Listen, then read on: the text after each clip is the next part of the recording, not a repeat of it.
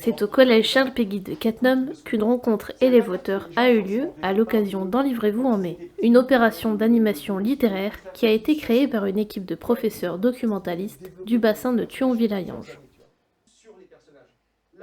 Alors aujourd'hui, on a eu la chance de recevoir deux auteurs qui ont pu rencontrer deux classes de troisième dans le cadre de l'opération Enlivrez-vous en mai. Une manifestation qui a été préparée et organisée par notre professeur documentaliste et les élèves de troisième ont étudié par avance des livres qui étaient proposés dans la sélection. Donc ils ont pu préparer cette visite avec leur professeur de lettres et ils ont été ravis vraisemblablement de pouvoir échanger avec des auteurs dans des genres très différents.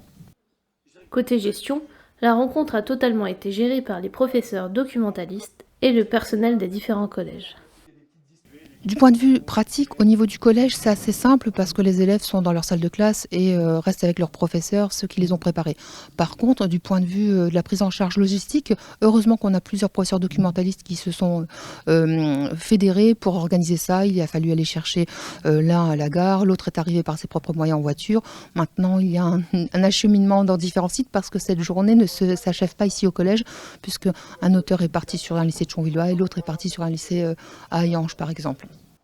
Sélectionnés par les documentalistes pour Enlivrez-vous en mai, deux auteurs très différents se sont déplacés spécialement pour venir à la rencontre des élèves du collège Charles Péguy de Cattenom. Parce que j'ai été l'un de mes romans qui s'appelle Rattrapage, qui est un roman celui-là réaliste pour adolescents, a été sélectionné pour un prix régional en fait, où les collégiens et lycéens de la région l'ont lu avec d'autres livres, d'autres auteurs. Et peut-être que je vais gagner, ou peut-être pas. Mais en tout cas, c'est pour ça que je suis là, pour rencontrer mes lecteurs qui ont participé au prix. Réaliste, fantasy ou cyberpunk, Vincent Mondiot ne se spécifie pas dans un genre particulier et préfère se laisser porter par ses inspirations. Comme pour son livre Les Derniers des Branleurs, où l'on suit une bande d'adolescents en classe de terminale à l'approche du bac. Franchement, un peu de tout. Je suis un auteur un peu dur à suivre là-dessus parce que je change un peu à chaque roman.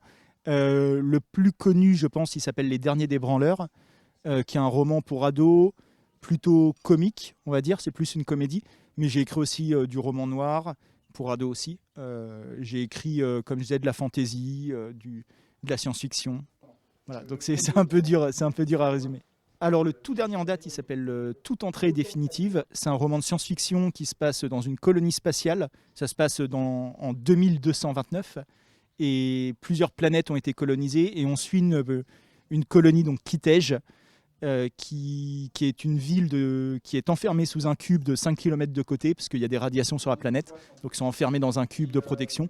Et à l'intérieur de cette ville, c'est une espèce de Gotham City, comme dans Batman, avec quasiment que des criminels et on suit des guerres de gangs un peu dans cette ville-là.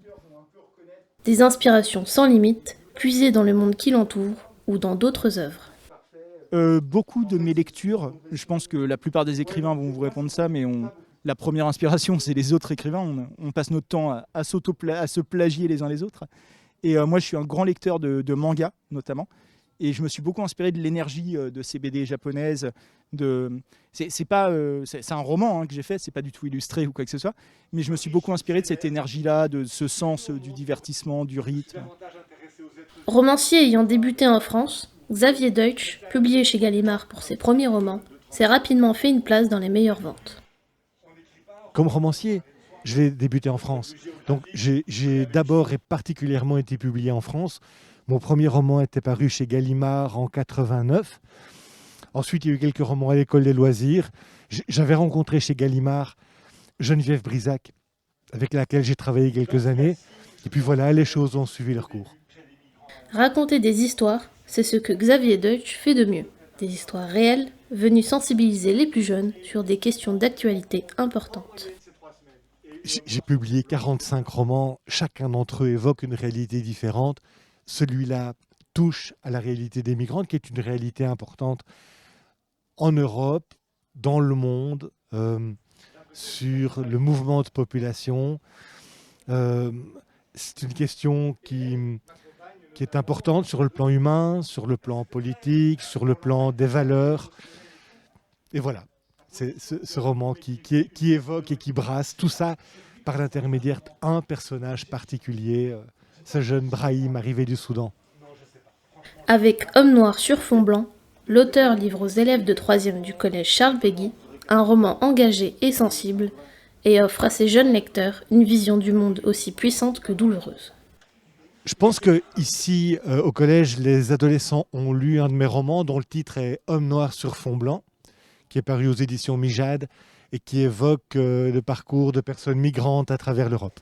Le titre Homme noir sur fond blanc, il vient très basiquement du fait qu'il raconte l'histoire d'un personnage qui est d'origine soudanaise, donc noir sur fond blanc.